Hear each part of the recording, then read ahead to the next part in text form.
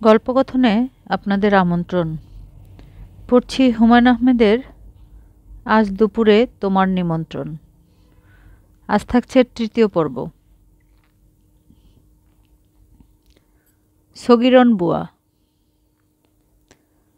সগিরন ধানমন্ডি ৩ নম্বর রোডের একটা ফ্ল্যাটে কাজ পেয়েছে। বাচ্চা রাখার কাজ। বাচ্চার বয়স ১৩ মাস। নাম টুলটুল। টুলটুল হাঁটতে পারে, অনেক কথা বলতে পারে, যেমন দুদু, মা, বাবা, পিপি। টিভিতে গানের যে কোনো অনুষ্ঠান হলেই সে হাত নাড়ে, শরীর দোলায়। টুলটুলের মার নাম রেশমি। পুতুলের মতো দেখতে একজন মহিলা। তিনি এবং তার স্বামী দুজনই অফিসে কাজ করেন। সগিরনের দায়িত্ব হচ্ছে তারা দুজন যখন থাকেন না তখন টুলটুলের দেখাশোনা করা। সগিরন ভোর ৮টা থেকে রাত ৮টা পর্যন্ত কাজ করে নিজের বাসায় চলে যেতে পারবে। তোমাকে মাসে ১৫০০ টাকা দিব, চলবে? সগিরনের বুকে ধাক্কার মতো লাগলো। এতগুলি টাকা? সে বিড়বিড় করে বলল, চলবে আম্মা। আমাকে আম্মা বলবে না, আপা বলবে, আর টুলটুলের বাবাকে স্যার বলবে। জি আচ্ছা। বাসায় একজন বাবুর্চি থাকবে, একজন পিয়ন থাকবে। ওদের দুজনের কাছে মোবাইল ফোন আছে। বাবুর কোনো সমস্যা হলেই ওদেরকে বলবে, ওরা আমাকে জানাবে। জি আচ্ছা। বাবু যদি কোনো কাচের জিনিস, ফুলদানি এসব ধরতে যায় তাহলে বলবে, নো নো নো। ৩ বার নো বললেই আর ধরবে না, বুঝেছ? জি। বাবু যখন বলবে নি নি, তার মানে সে পানি খেতে চায়। বাবুর পানি আলাদা আছে, বাবুর্চিকে বললেই দিবে। জি আচ্ছা।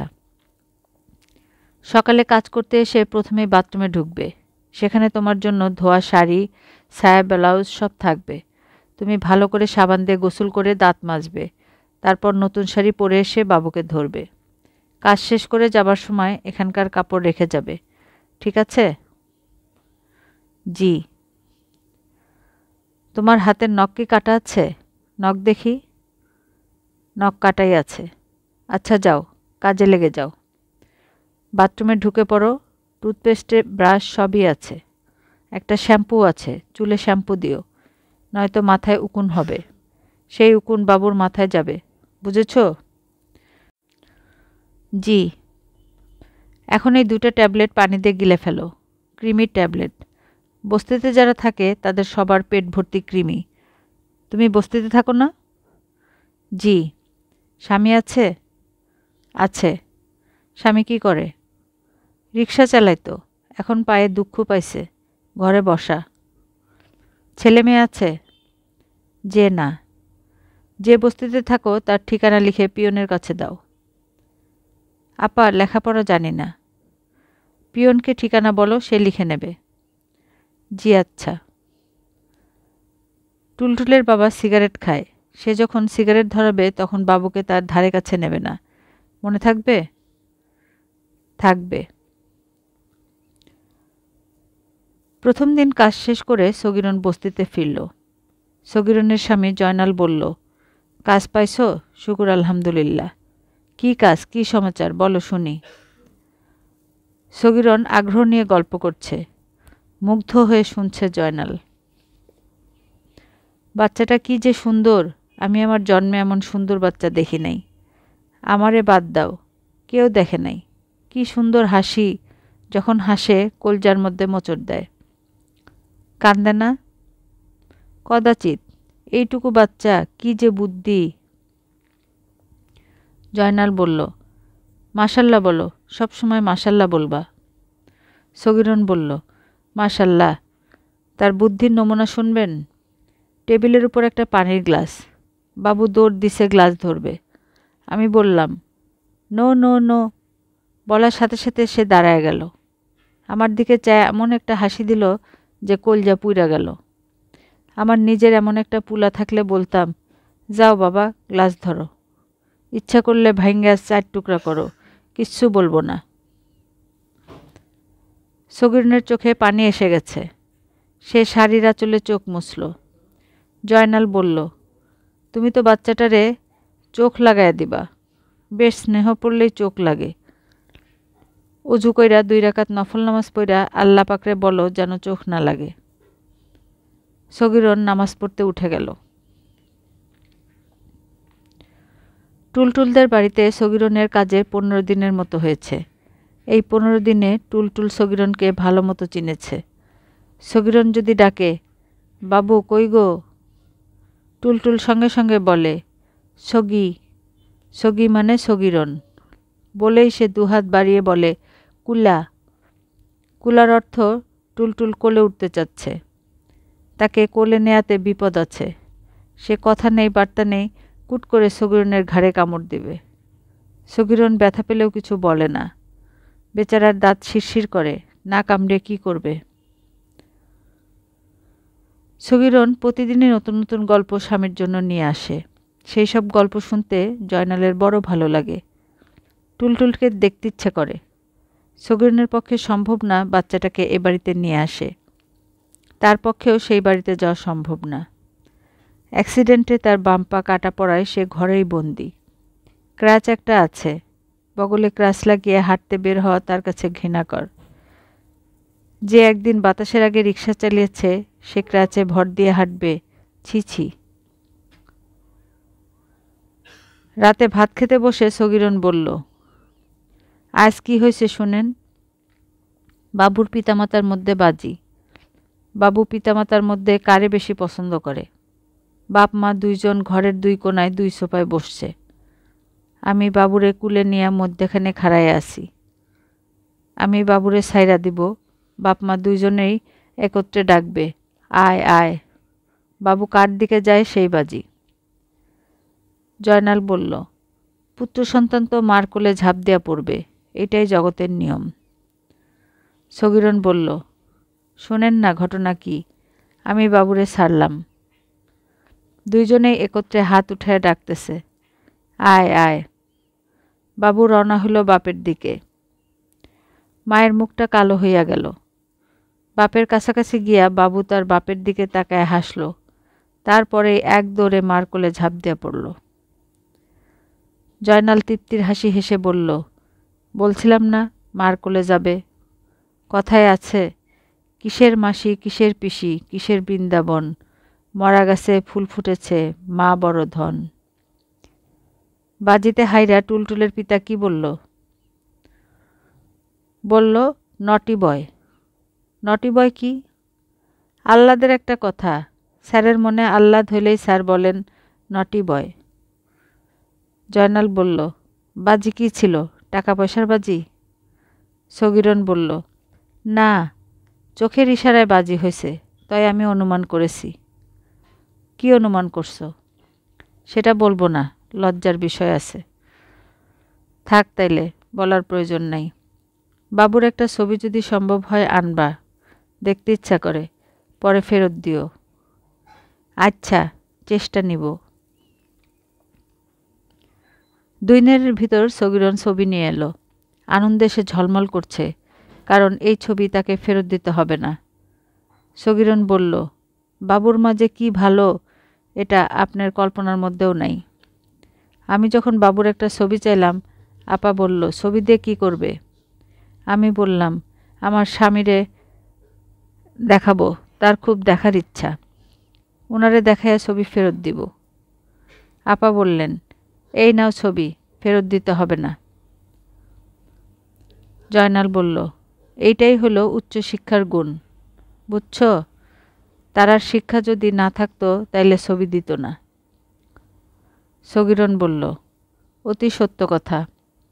আপার আর একটা ঘটনা শোনেন।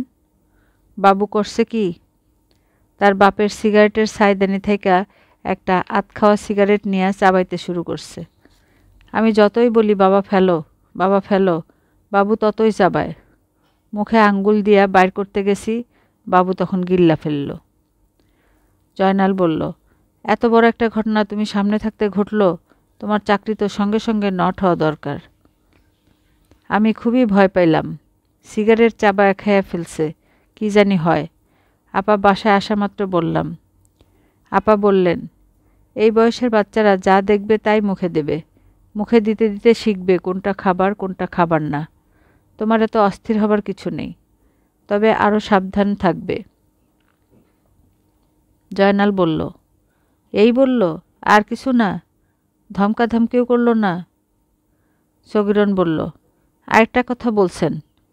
সেই কথা শোনার পরে দৌড় দিয়া বাথরুমে ঢুকা খুব কাঁদছি। জয়নাল বলল, কি কথা? সগীরন বলল, আপা বললেন, শোনো সগীরন, আমি যতক্ষণ বাইরে থাকব ততক্ষণ বাবুর মা তুমি, এটা মনে রাখবে। জয়নাল বলল, অজুর পানি দাও বউ। এখন যদি তোমার আপার জন্য 2 রাকাত শুকরানা নামাজ না পড়ি তাহলে পাপ হইব। বাবুর ছবিটা দেখবেন না? নামাজ পড়া তারপর দেখব। ছবিটা বান্দায় আনার ব্যবস্থা করবা, ঘরে টানায় রাখব। জয়নাল নামাজ শেষ করে বাবুর ছবি হাতে বসল।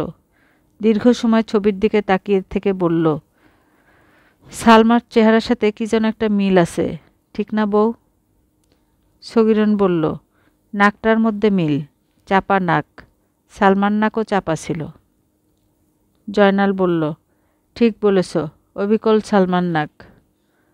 সগীরন বলল, চোখের মধ্যেও একটা মিল আছে, মিলটা ধরতে পারতেছি না। জয়নাল বলল, সত্যি বলেছ, চোখেও মিল আছে। সালমা জয়নাল সগীরনের একমাত্র মেয়ে। আজ থেকে 13 বছর আগে দারুণ অভাবে পড়ে 1000 টাকায় মেয়েটাকে তারা বিক্রি করে দিয়েছিল। তখন সালমার বয়স ছিল 13 মাস। এই বয়সে সালমাও অনেকগুলো কথা শিখেছিল, বাবা, মা, পানি।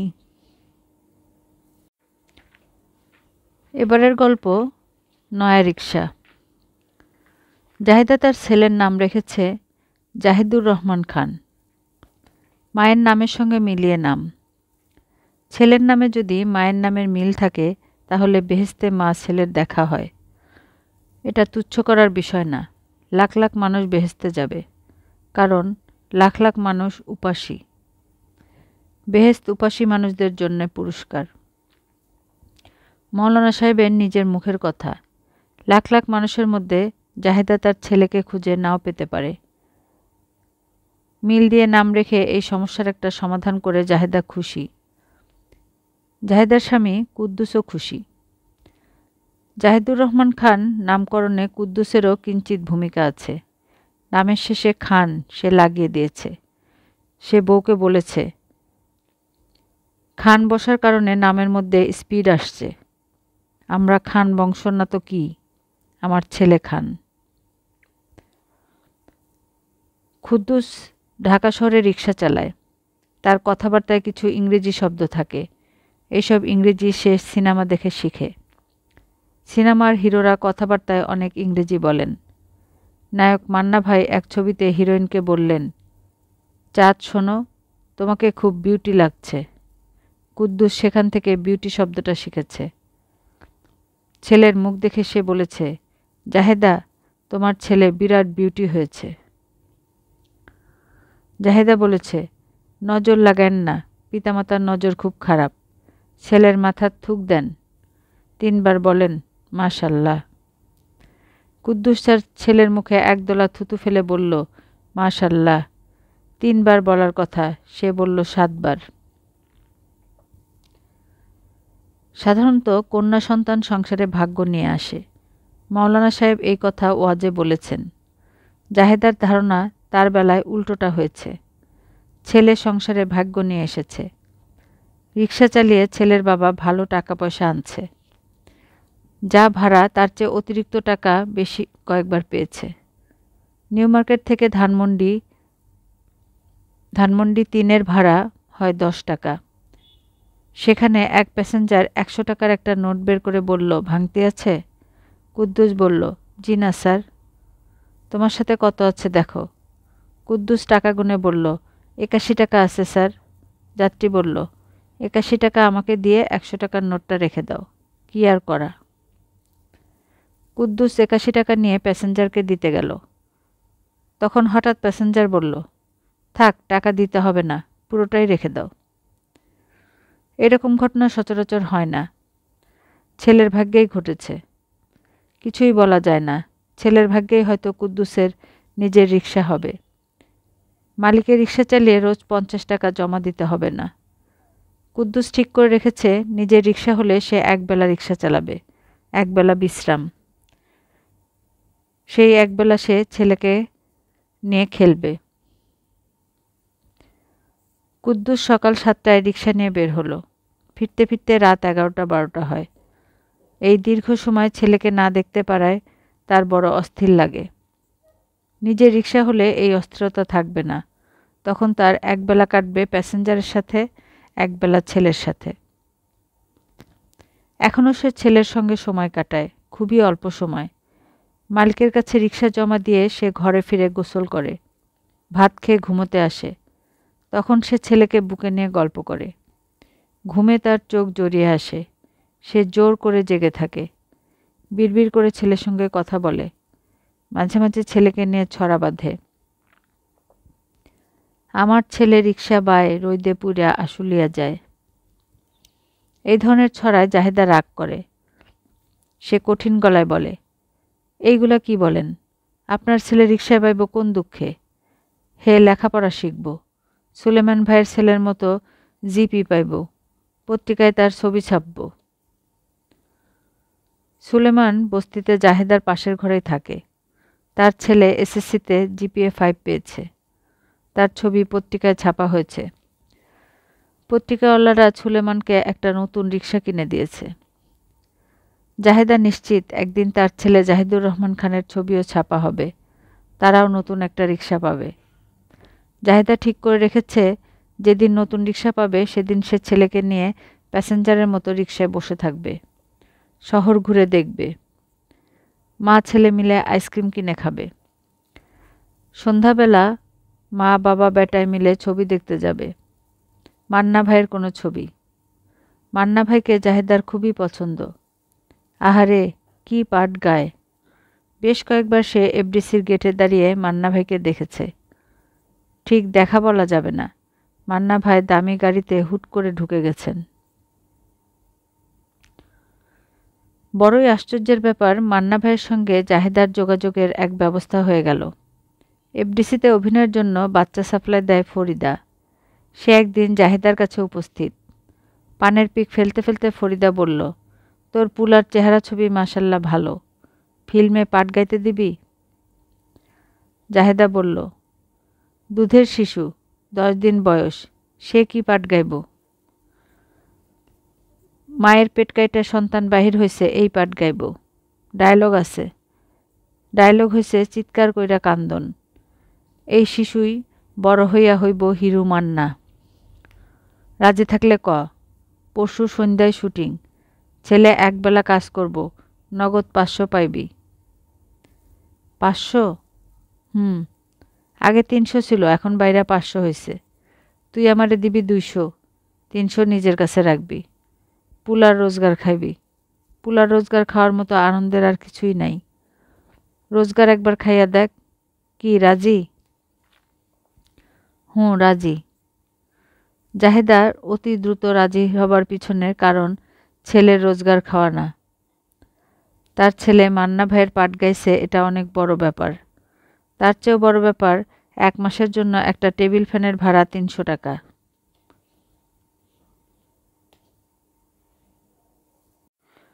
এই টাকায় সে একটা ফ্যান ভাড়া করতে পারবে।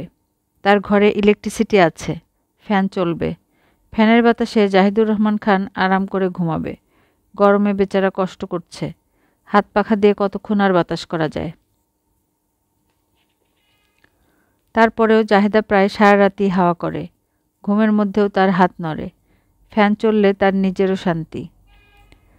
জাহেদার খুব শখ ছিল শুটিং দেখবে, সেটা সম্ভব হলো না। ফরিদা বলল, ডিরেক্টর বলে দিয়েছে বাচ্চার মা যেন না আসে। সব বাচ্চার মা শুটিংয়ের সময় নখরা করে, বাচ্চার জন্য অকারণে অস্থির হয়, শুটিংয়ে ডিস্টার্ব। জাহেদা বলল, বাচ্চা না দেখে আমি কেমনে থাকব? ফরিদা বলল, আমি কোলে কইরা নিয়ে যাব, 2 ঘন্টা পরে ফেরত দিয়ে যাব। তুই খাড়ায় থাকবি এফডিসির গেটে, ঠিক আছে কিনা বল? ঠিক না থাকলে অন্য বাচ্চা দেখি। শিশু বাচ্চার কোনো অভাব নাই। আরও 2 জনের সাথে কথা কইয়া রাখছি। এখন বল, ঠিক আছে? জাহেদা ক্ষীণ স্বরে বলল, ঠিক আছে। টাকা কি আজই পাবো? ফরিদা বলল, অবশ্যই। বাচ্চা আর টাকা একসঙ্গে পাবি। কাজ 2 ঘন্টায় শেষ হইব? আরও আগেই শেষ হইব। এই ডিরেক্টর শিশু বাচ্চার ব্যাপারে খুব সাবধান। বাচ্চা নিয়ে উপস্থিত হইলে তিনি সব কাজ ফেলাইয়া বাচ্চার শুটিং করেন। ডাইরেক্টর সাহেবের নাম কি? Kamal, hit director. এখন যে ছবি বানাইতেছেন তার নাম প্রেম দিওয়ানা। এই ছবিও হিট হইব। তোর ছেলের নাম ফাটব। হলে গিয়া ছেলের ছবি দেখবি। ডাইরেক্টর কামাল ছোট শিশুর ব্যাপারে যে সাবধানী তার প্রমাণ পাওয়া গেল। ফরিদার কোলের বাচ্চা দেখে তিনি তৎক্ষণাৎ নতুন করে হাসপাতালের লাইট করতে বললেন। হাসপাতালের সেট তৈরি আছে, শুধু লাইট করা। ডাইরেক্টর কামাল বললেন, ট্রলি শর্ট হবে, এক টেকে ওকে করতে হবে। নবজাতক শিশু নিয়ে কারবার, আমি 10 বার শট নেব না। লেডি ডাক্তার বাচ্চার পায়ে ধরে বাচ্চাকে ফ্রেমে নিয়ে আসবে। বাচ্চা কাঁদছে। Be close. সেখান থেকে ক্যামেরা ওয়াইড হবে। সবাইকে যখন একসঙ্গে পাওয়া যাবে তখন বাচ্চার মা বলবে, আমার জাদু কই, আমার জাদু কই, বলতে বলতে মায়ের মৃত্যু। শট শেষ। 8 ঘন্টার সময়। 8 ঘন্টার মধ্যে সব রেডি চাই। ট্রলি বসাও। ড্রাই ক্যামেরা রিহার্সেল হবে। রুয়াবজা আর ভ্যাসলিনের একটা মিক্সচার করে বাচ্চাটার গায়ে মাখাও। দেখেই যেন মনে হয় এইমাত্র মার পেট থেকে বের হয়েছে। ভ্যাসলিন দিবে বেশি, রুয়াবজা কম। আধা ঘন্টা সময় বেঁধে দেওয়া হয়েছিল, 1 ঘন্টা লেগে গেল। ট্রলি ঠিকমতো বসছে না, জার্ক হচ্ছে। ট্রলি শট বাদ দিয়ে জুম দিয়ে কাজ হবে। বাচ্চার ফ্রেম থেকে ওয়াইড হবে। গায়ে ভ্যাসলিন মাখার পরপরই বাচ্চা কাঁদছে। শটের জন্য ভালো। ডাইরেক্টর কামাল ক্যামেরা বললেন। ডাক্তারের ভূমিকায় যিনি অভিনয় করছেন তিনি বাচ্চার পা ধরে তাকে ঠিক সময় মতোই ফ্রেমে নিয়ে এলেন। জুম লেন্স বাচ্চার মুখে ফোকাস করল। বাচ্চা শুরু করল বিকট চিৎকার। তখনই দুর্ঘটনা ঘটল। ডাক্তার মেয়ের হাত থেকে পিছলে বাচ্চা মেঝেতে পড়ে গেল। সঙ্গে সঙ্গে তার কান্না বন্ধ হয়ে গেল। ডাইরেক্টর কামাল জাহেদার বাসায় এসেছেন। তিনি কথা বলে যাচ্ছেন। জাহেদা সেসব কথা শুনছে কি না, শুনছে না তা বোঝা যাচ্ছে না। সে পাথরের মূর্তির মতো বসে আছে। কামাল সাহেব বললেন, তোমার ছেলে হার্ট অ্যাটাক করে মারা গেছে। শট শুরু হবার আগেই তার হার্ট অ্যাটাক হয়। ডাক্তারের সার্টিফিকেটও আছে, চাইলে দেখাবো। সার্টিফিকেটে লেখা cause of death heart attack.